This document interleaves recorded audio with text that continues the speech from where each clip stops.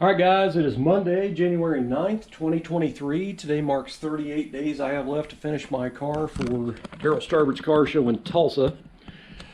So it is pretty much getting down to the wire now. So it's really time to, get buckled down and try to get some stuff done.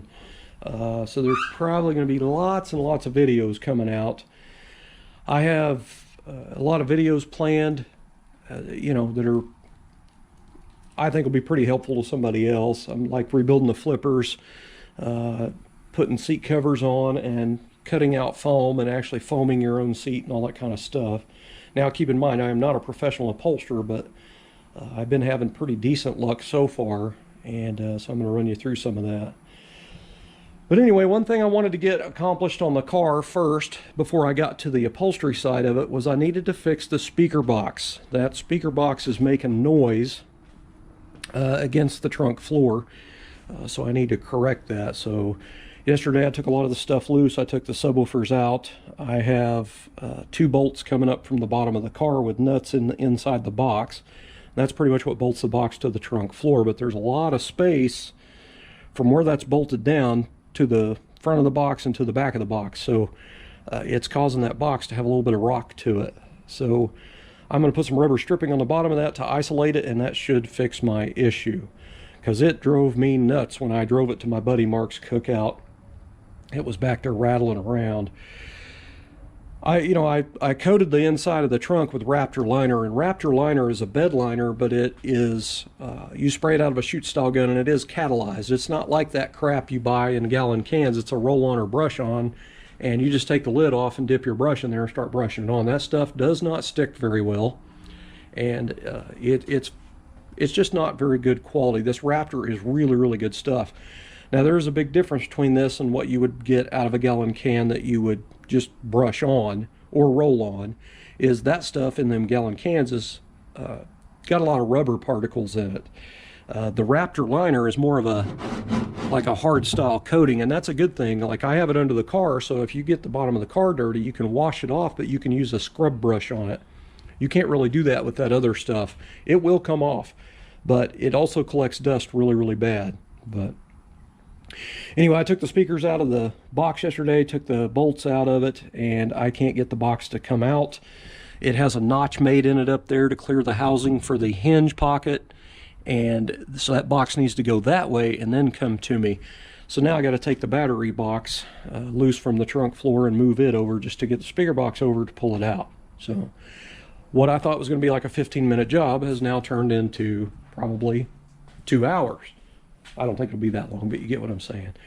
Now this is what I've decided I'm going to use on the bottom of it. This is just some rubber stripping from Lowe's. This is kind of firm stripping, and it's adhesive on one side, which is good, but this is, I can't really squish that all the way flat, which I think would be pretty good for that box. So that's what I think is going on. But, I've got the speaker box. I took it and had it bedlined at a bedliner shop. It's a place I used to work at. They didn't even charge me for it, but anyway, I think between that coating and that coating, with those touching each other, that's what's causing that sound. Well, I know it is because I got it to duplicate it yesterday. I got up in here yesterday before I took anything loose and was moving around on that speaker box, pushing on it, and I got it to do that exact sound, which it sounds different now because I have the hardware out of it. But when I installed the box, I should have put rubber under it. I even thought about it, and it's like, nah, it'll be fine, but it's not.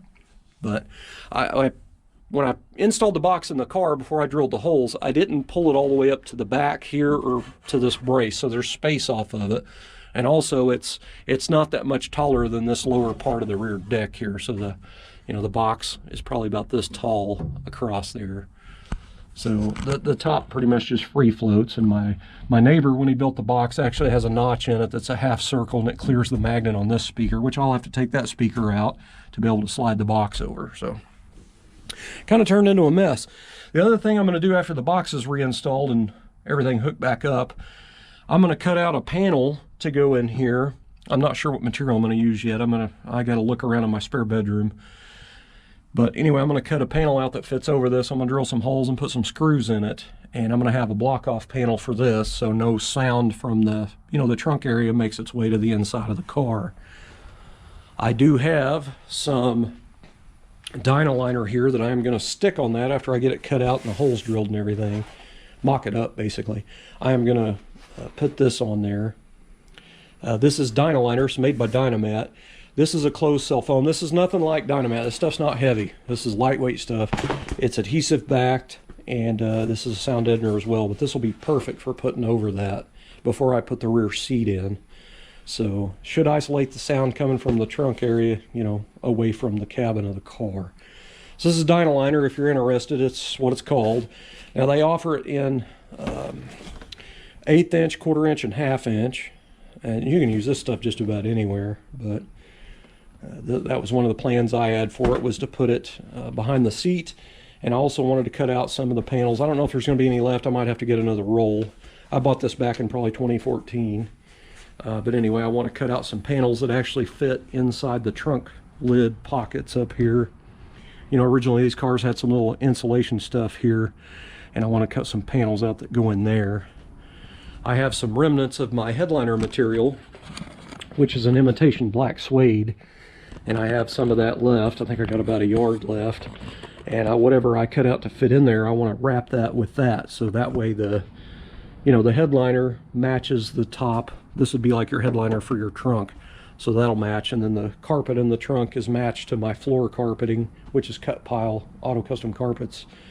And then the side panels that I'm going to put in here and wall this off, I've got the material that'll be my door panels. So it should match the interior of the car, basically, is what I'm saying. So that is the plan for today. Get the speaker box done and see if I can't cut out a panel and install it back there. Now, little something here. And when I first started building this car back in 2013, it was going to be a little street strip car, just a daily driver that had a little balls. And when I first started doing mock-up on the car, I built a bracket for the nitrous solenoids. I had the holes drilled in the trunk for the bottle brackets and also the braided hose. And before I raptor lined the car, I went back and welded everything up. So now I'll have to drill it all back out again. But anyway, I had designed this car with a Performer RPM air gap intake manifold. This isn't Performer RPM. I wanted that front oil fill tube to kind of complement the look of the car, which is to make it look like an original 265 V8. So the intake manifold, the air gap, doesn't have provision for that. It's actually right here. I bought it new from Summit. It's never been mounted. It's just been sitting on there for mock-up, but I'd even started taking barrel rolls to it and sanding the texture off of it and everything. But anyway, this thing, you know, it's spaced off the carburetor mounting area. So for the nitrous kit to go on there, I was going to run the lines directly underneath that intake like that, and it would have just looked cleaner. So now that I don't have that intake on there, the lines basically have to run out around this way. So it's just, you know, I didn't want to put it on there because it jumbled up my engine compartment after that, so I just decided not to put it on. Well, I can't get that street racer side out of me, so I've got to put the nitrous on it. I've got to have it on there. I love that stuff.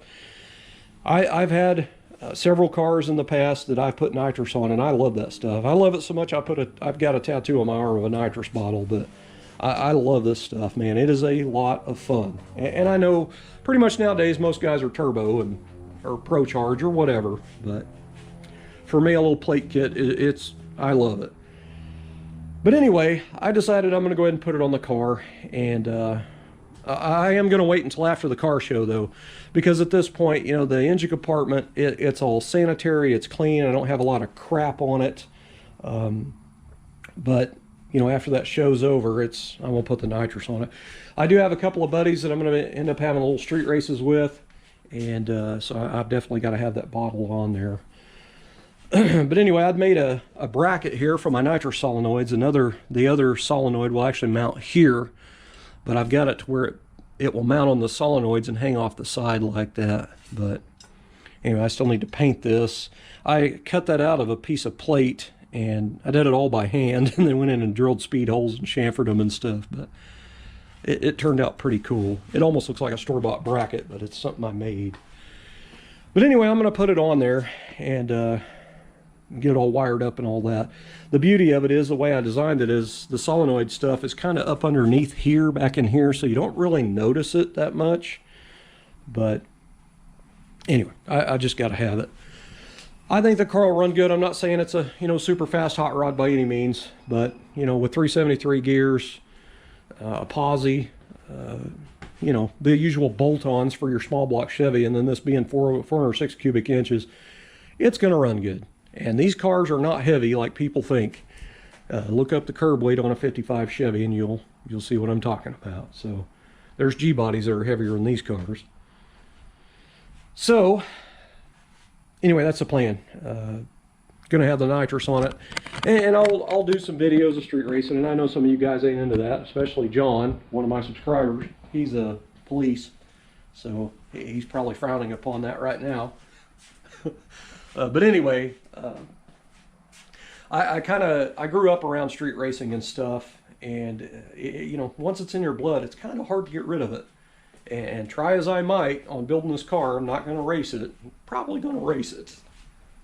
I mean, it's not something I'm not going to beat on the car every weekend or nothing like that. It's just one of them deals where, you know, you get around your buddies and they think, hey, we should race. We're going to go race. You know what I mean? Simple as that. Now this kit, this is just a little kit. This is a little baby nitrous kit. This is just a 125 horsepower preset shot. So it's 125 horsepower right out of the gate. This is a non-adjustable kit. It's called a power shot. And I bought this brand new from Summit back in probably 2013 or 14 when I was buying all the parts for this car. So I did have it mocked up at one time, but now I got to turn around and put it on there. But it is going on the car. I've had similar combinations in some of my cars, some of my G-bodies and a couple of my 55s, you know, small block Chevys and good gears and a little small shot of nitrous. And I've had some high 11-second cars. So I'm not saying the car is going to do 11s. I think it's probably going to be, I mean, if I had to guess, with slicks on it and shooting it off the line, I would say it'd probably run a good 12-second quarter mile, really low 12. It might bust an 11, I don't know, but it doesn't really matter. It doesn't matter in a street race. It's all about traction is all it really is anyway. So in my opinion, with just slow cars, I'll say slow cars like this. But what kind of sucks is, you know, a lot of the new cars that are out there nowadays, even your mom's family car, you know what I mean, little Hondas and stuff, you've got to, somebody revs up you at a stoplight, you got to kind of be careful, because there's some fast cars out there, you know what I mean. There's like daily driver 4-door cars that are run 12s and stuff, so, you know, you get what I'm saying. But anyway, one thing I can tell you that is important on nitrous oxide that I learned the hard way is your timing with nitrous. Like a dummy, I had a nice little street truck that I street raced and took to the track and raced it with my friends and stuff. It was a little short wide, I think it was 84 or 85 Chevy square body pickup. It was a nice little show truck. I could show it, I could run it. It had a little small block 355 in it, and it had I think it had a 125 shot on it. I don't remember. But anyway, I would put slicks on it when I would race it. But it had 18-inch wheels on it. And it was lowered and stuff. Anyway, I would retard the timing for nitrous. But when it was time to drive the truck to work on Monday, I would turn the timing back up. You know, advance it to where it was kind of hard to start. And that's how I would drive it to work. And the funny thing was, on my way back from work one day, a guy pulled up beside me in like it was a second-gen Camaro, like a late 70s, early 80s Camaro. He revved up at me. So I reached behind the seat. I had the bottle mounted lengthways behind the seat. And I turned the bottle open, and I reached in, opened the ashtray. I had the arming switch in there, and I armed the nitrous. And as soon as the light turned green, I hit the nitrous kit, and it started spinning, so I let out of it a little bit, and then it caught traction, and then off we went. I had him whooped pretty bad, and when I got into third gear, I had it still pinned on the nitrous. It went pop, pop, pop, boom! And at that point, antifreeze started getting on the windshield. Anyway, I was about a mile from home, and I made it home with it. It still had oil pressure, but it was really starting to get hot. And I knew the engine was pretty much fried anyway, but I went ahead and drove it into the house. But as soon as I pulled in my driveway, it died and it wouldn't restart. So I took the engine out of it that night, and me and a friend of mine, we took it apart, and a corner of that piston, it had swallowed it. It chunked the top corner of the piston, and it bent the valve. It mangled the head in that cylinder, man. It tore it up pretty good.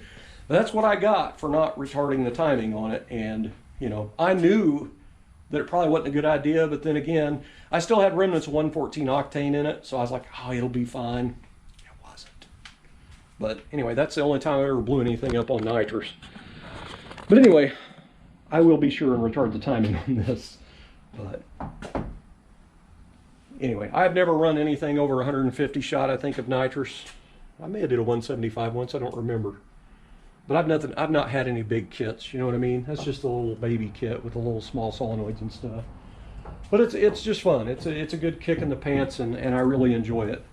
It's especially when you're driving the car and you hit that nitrous and you hear that RPM just go, whoa, wah! It's awesome, man. I love that stuff. But I got introduced to it. I used to street race. I had a 55 two-door post with a 383 stroker with no nitrous on it. That's a pretty fast car, and I took it up to Fairland, Oklahoma to run Dale Gebhardt in a Mopar. And he also had a full-blown race car. It was a tubbed-out Duster.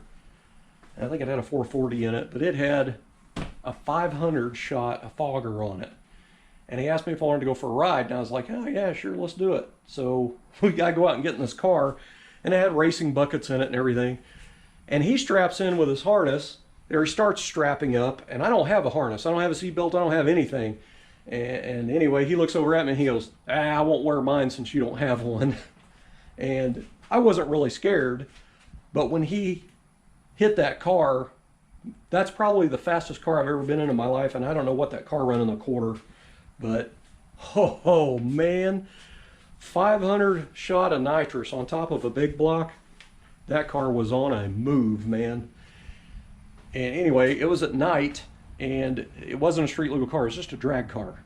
And it wasn't sealed up on the inside or anything, and I could see fire from the open headers through the floorboard of the car from where the cage was mounted through the floor and stuff. So it was awesome, man. I couldn't get out of that car fast enough, let's just say that, but that's when I got introduced to nitrous. And then I think it was within a week, I went and tried to hunt down a nitrous kit. I was hooked, but anyway, I don't know if any of you guys have ever run nitrous before, but that stuff, it's a lot of fun. It really is. It's different, we'll say that. You do have to be careful with it though. But anyway, guys, I'm gonna go ahead and jump off here and get to work. See if I can get that speaker box done and probably get that panel done. And then I'll probably move on to the upholstery side of it. I will have some videos coming up pretty regularly now, but I know I have some guys that are probably interested in seat stuff, so I'm going to run you through some of that when I get to it. But that's enough for now. Thanks for watching.